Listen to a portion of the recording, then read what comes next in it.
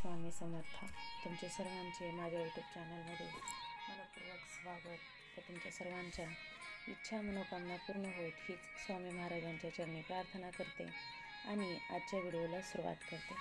तर आजच्या व्हिडिओमध्ये आपण पाहणार आहोत शिवपुराणात सांगितलेले महत्त्वाचे तोडगे. रुईचं गुलाबी फूल म्हणजे चाक. कधी खूप कठीण परिस्थितीत तुम्ही फसला असेल, तुम्हाला खूप भीती वाटत असेल आणि खूप वाईट होणार आहे, किंवा तुम्हाला वाटत असेल की तुमचा डोळा फडफडतोय, काहीतरी गडबड होणार आहे, तेव्हा जे रुईचं गुलाबी फूल असते ते महादेवाच्या मंदिरात जाऊन अशोक सुंदरीला स्पर्श करून शिवलिंगावर तुम्ही ते वाहा. आपली कितीही वाईट परिस्थिती असेल तर त्यातून मार्ग नक्कीच निघतो. ज्या व्यक्तीचा विवाह होत नसेल किंवा पत्रिकेत मंगळ असेल त्यांनी भूमप्रदोष करावा. भूमप्रदोष हा मंगळवारी येतो, तो भूमप्रदोष असतो. कमरेच्या खाली फाटलेला कपडा कधीच चुकून सुद्धा घालायचा नाही. ज्यांचा कपडा फाटलेला असेल त्याला आयुष्यभर शरीर सोडत नाही, त्याला दरिद्री केल्याशिवाय राहत नाही. भगवान शंकराला आपण दिवा ओवाळला तर आपल्याला ज्ञानाची प्राप्ती होते. एक बेलाचे पान, बेलपत्राचे झाड लावले तर 1 कोटी शिवमंदिर बांधण्याचं पुण्य मिळतं. त्या बेलपत्राच्या झाडाला जर आपण 1 प्रदक्षिणा घातली तर विश्वातील जेवढे तीर्थक्षेत्र आहेत तेवढ्या तीर्थक्षेत्रांचे दर्शन घडते. ज्या व्यक्तीला थायरॉईड असेल त्या व्यक्तीचे 5 द्वादशीला भगवान शंकराची मुलगी अशोक सुंदरीपाशी मधाने ओम लिहावा व नंतर तांब्याच्या पात्रातून महादेवाचा जलाभिषेक करावा व जलधारेखाली 1 पात्र ठेवावे व ते तीर्थ घ्यावे. द्वादशीच्या दिवशी दुपारी 12 वाजता ज्या लोकांना थायरॉईड आहे त्या लोकांनी ग्रहण केल्याने थायरॉईडमध्ये फरक येतो. जर तुम्हाला शत्रूने त्रास दिला असेल आणि तुम्ही त्यावर मात करू शकत नसाल तर शमीपत्राला गंगाजलाने धुवून शिवलिंगावर अर्पण करावे. यानंतर तेथे बसून ओम नमः शिवायचा 108 वेळा जप करावा. असे म्हणतात की ह्या उपायाने सर्वात मोठा शत्रू देखील तुमच्यापुढे झुकतोच. कुटुंबात कोणत्याही प्रकारची समस्या असेल तर सोमप्रदोषचा हा उपाय विशेष मानला जातो. या अंतर्गत संध्याकाळी शिवमंदिरात जाऊन तुम्ही देशी तुपाचा दिवा आणि तेलाचा दिवा, देशी तुपाच्या दिव्यांना कापसाच्या उभ्या वाती आणि तेलाच्या दिव्यांना लांब वाती असाव्यात.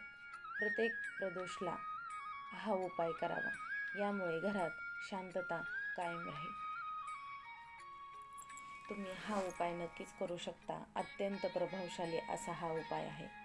ज्यांची तब्येत खराब आहे त्यांनी भगवान शिवाचा हा खास उपाय करावा. यासाठी प्रदोषच्या दिवशी संध्याकाळी शिवमंदिरात जाऊन देवाला सुके खोबरे अर्पण करावे. यानंतर तुमच्या उत्तम आरोग्यासाठी महादेवाला प्रार्थना करा. असे मानले जाते की हे उपाय केल्यास व्यक्तीचे आरोग्य देखील सुधारण्यास मदतच होते. अनेकांच्या कौटुंबिक जीवनात अडचणी येतात. अशा लोकांना दह्यामध्ये मध मिसळून ते सोमप्रदोष व्रताला भगवान भोलेनाथांना अर्पण करावे. असे केल्याने घरातील संकटे संपतात आणि कौटुंबिक जीवनात शांती आणि प्रेम येते असे मानले जाते.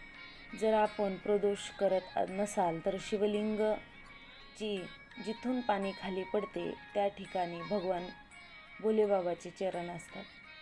त्या ठिकाणी समोरून पाणी पडते तिथे आपला तळहात थोडा वेळ लावावा आणि भगवान भोलेबाबांचा पंचाक्षरी मंत्र किंवा मग श्री शिवाय नमस्तुभ्यम किंवा महामृत्युंजय मंत्राचं स्मरण करून आपली मनातील इच्छा भगवान भोलेनाथाला सांगावी. आपली इच्छा लवकर पूर्ण होते. जो व्यक्ती खूप आजारी राहत असेल, खूप परेशान झालेला असेल तर त्या व्यक्तीने शिवलिंगावर 7 बोरं अर्पण करावी आणि ती बोरं आपल्यावरून उतरून शिवरात्रीच्या दिवशी दुपारी 12 वाजता शिवलिंगावर अर्पण करावे. आपला रोग 3 महिन्यात समाप्त होईल. शिवपुराणानुसार धनप्राप्तीसाठी पाण्यात तांदूळ मिसळून शिवलिंगावर अभिषेक करावा. असे केल्याने पैशाची समस्या दूर होतात आणि कर्जाच्या समस्येपासून देखील आराम मिळतो. पाण्यात काळे तीळ मिसळून शिवलिंगाचा अभिषेक केल्याने सर्व पापे नष्ट होतात आणि जीवनातील सर्व संकटे दूर होतात. यामुळे अशुभही कमी होऊन शुभता प्राप्त होते व सर्व प्रकारचे सुख प्राप्त होते. पितरांकडून आशीर्वाद घ्याल. पाण्यात जव मिसळून शिवलिंगाचा अभिषेक केल्याने आनंद वाढतो आणि पितरांचा आशीर्वादही मिळतो. त्याचबरोबर गहू अर्पण केल्याने वंश वाढतो आणि कुटुंबातील सदस्यांमध्ये परस्पर प्रेम टिकून राहते आणि नकारात्मक वातावरणाचे सकारात्मकतेत रूपांतर होते.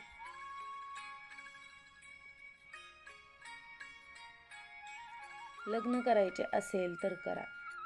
हा उपाय शिवपुराणानुसार लग्न करू इच्छिणाऱ्या लोकांसाठी. शिवपुराणात उपाय सांगितलेला आहे. शिवपुराणानुसार अविवाहित व्यक्तीने दररोज बेलाच्या फुलाने भगवान शंकराची पूजा केली तर त्यांची इच्छा लवकर पूर्ण होते. जुहीच्या फुलाने पूजन केल्याने कधीही धन आणि धान्याची कमतरताच भासत नाही. तुम्हाला तुमच्या कामाच्या ठिकाणी यश मिळेल.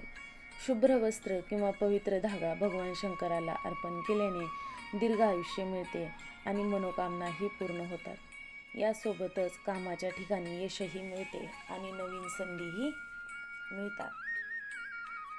त्यानंतरचा उपाय आहे शिवपुराणानुसार पाण्यात दिशी तूप मिसळून शिवलिंगाचा अभिषेक केल्यास शारीरिक दुर्बलता देखील दूर होण्यास मदत मिळते.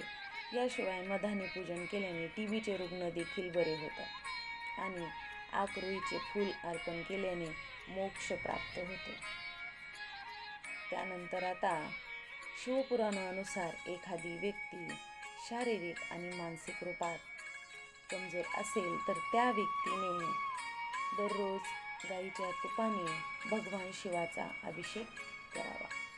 तर अशा प्रकारे भगवान भोलेनाथ बाबाचे शिवपुराणात सांगितलेले अत्यंत फायदेशीर व सर्व समस्यांवरती आपल्याला सहजरित्या करता येतील असे साधे आणि सोपे आपल्याकडे ज्या अव्हेलेबल गोष्टी असतील त्याच्यामध्येच आपण हे उपाय करू शकतो असे आजच्या व्हिडिओमध्ये आपण उपाय जाणून घेतलेले आहेत. तर तुम्हाला माझा हा व्हिडिओ कसा वाटला हे मला तुम्ही कमेंट करून नक्कीच सांगा. चॅनलला नवीन असताल चॅनलला सबस्क्राईब करा म्हणजे तुम्हाला असेच नवनवीन व्हिडिओ पाहायला भेटतील. कमेंटमध्ये श्री स्वामी समर्थ लिहायला विसरू नका. आजची झालेली सेवा स्वामी महाराजांच्या चरणी अर्पण करते आणि माझा हा व्हिडिओ इथंच थांबवते. श्री स्वामी समर्थ. जय जय स्वामी समर्थ. धन्यवाद.